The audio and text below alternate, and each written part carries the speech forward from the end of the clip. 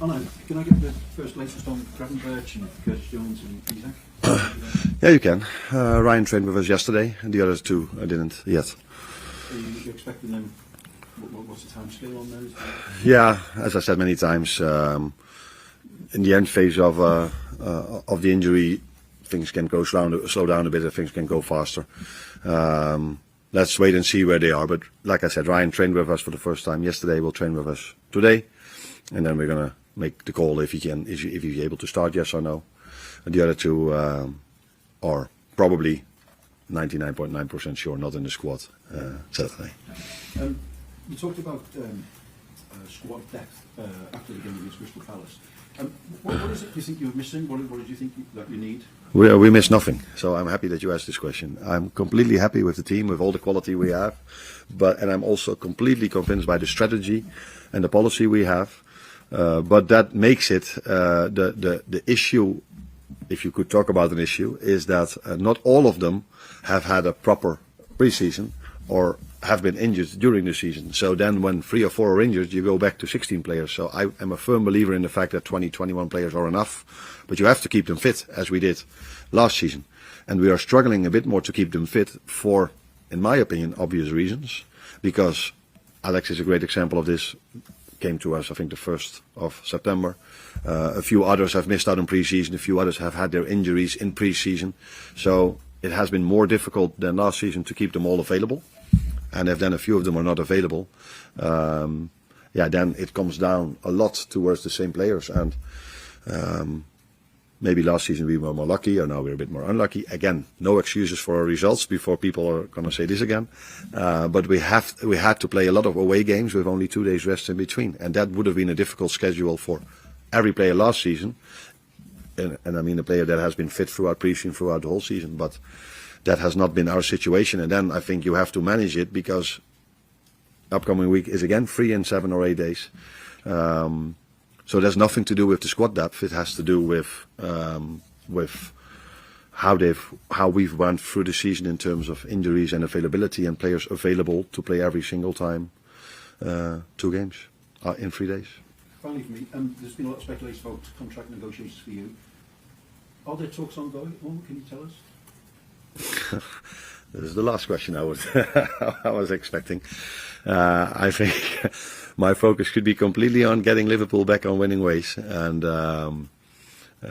that's my first answer. And the second answer is that contract talks, if they are even there, are never. We never speak about this here.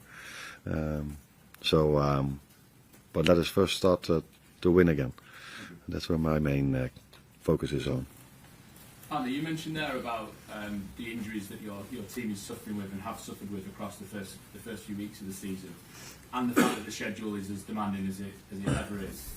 With the issues that you've got at the moment, how are you going about trying to solve these problems? How difficult is it to solve them in season with the injuries and with the number of games that you've got as well? Just handling the situation as it is. So. Alex is. Let me use Alex as an example. He had to do his pre-season inside the season, and people can then argue, why do you play him? But yeah, if I don't play him, I don't have him available, and we need to have him available, because otherwise I have to play Hugo every single game. And I was just with Owen Hargreaves when he made a comparison between the two of them, and he showed that both of them, for another reason by the way, but he showed me over there that both of them played. One played 34 games last season, the other one 34, and we play 60 over here. So that's why I need to get Alex as soon as I can into playing as many games as he can. And that has been something not only with him but with a few others as well. So Jeremy Frimpong has been in and out with injuries quite a few times. Same with Conor Bradley. So if one is out, the other one has to play more. That's why I've played maybe also Dominic Szoboszlai a few times in that position. So that has been something what every team, by the way, has. So it's, again, not an excuse for us, because every team works with this. But what was a bit different than, for example, for me last season, is that last season they all had 1 year Premier League experience as a minimum. And they were all fit when we started, and they stayed fit. And now they weren't all fit from the start. And then it's also, then you have to, some players have to play maybe even more than you want them to do, which is a risk for them getting injured as well. But it's just the situation as it is, and we have still more than enough good players available to play the game on Saturday, to play the game on Tuesday, and to play the game on Sunday. But I have to take care of a few of them, and that's why I made the decision not to play 7 or 8 players 2 days ago. When you look at the run of results you've had, I know you've never had a run like this in your career before. How much are you learning about yourself and your capabilities as a manager to adapt to this sort of situation and deal with all these problems that we're talking about? Maybe learning comes then a little bit later, because now you're mainly focused on how can I change, and you always evaluate the decisions you've made, the choices you've made, or the things you've done afterwards. And my focus is now not so much on trying to look back on what has happened, but more on how can we get a very good performance on Saturday. And so yeah, maybe the learning part is going to come a little bit later, but for now the focus is on the future, and is on how can we get a good result, or at least a good performance against Villa, because normally a good performance from this quality players leads to a good result. Thank you. Arne, what are the key factors do you think that are going to help you arrest this recent poor run of results, 60 defeats in 7 games, and what's the key to getting the best out of the players again? I know there have been elements of misfortune in that run, but there have been occasions. I know last week was the first time I did you say you're really disappointed in the performance. Yeah, for 60 minutes, yes. 30 minutes was okay, but 60 minutes was. I think first half against Palace was also similar to that 60 minutes I was talking about.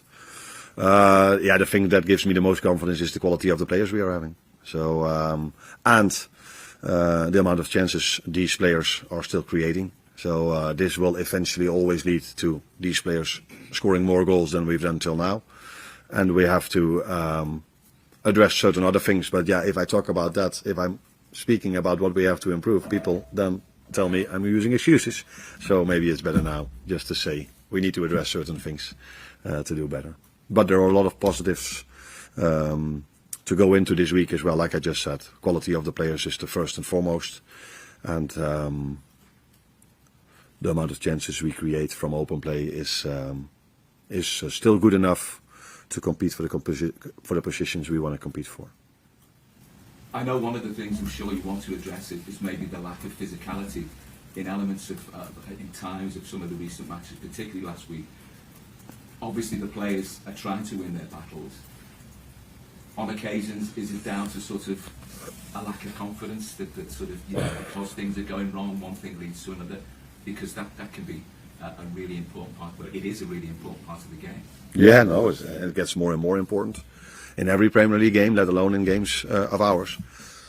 It's never helpful if you end a game of football against United with conceding a set piece and you start another one in the Premier League and you concede after 5 minutes a throw in from a set piece. But I think, not 100% sure if I'm correct, we had to defend 16 set pieces, and 15 we defended well. But yeah, we are at this moment in a time where 15 isn't enough because we conceded 16, and the first one, someone said to me, who worked in a completely different department, but he said no plan survives the first contact, and that is also a little bit what makes it difficult if you are 5 minutes in the game and you're 1-0 down. That is never helpful for confidence and for the plan you're having. But like I said, if I liked a little part of the game, it was the part after we conceded the 1-0, because at that moment of time we were creative, we created our chances, but we couldn't score. And then in the last 10 minutes it became more of their game again, and eventually the way we conceded the 2-0, yeah, that is something that is far from our standards.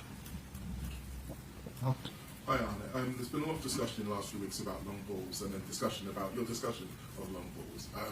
The next 2 opponents in the Premier League, Aston Villa and Man City, play less long balls than anyone else in the league. So do you think that this might help you impose your game on those teams, or do you think maybe those teams will try and adapt their game to try and focus on what could be seen as a weakness?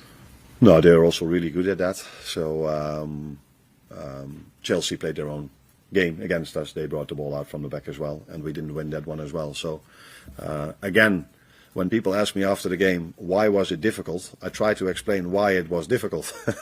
And if the question is why it was difficult, I answer the question why it was difficult. People don't ask me, can you come up with excuses? And then I give an answer.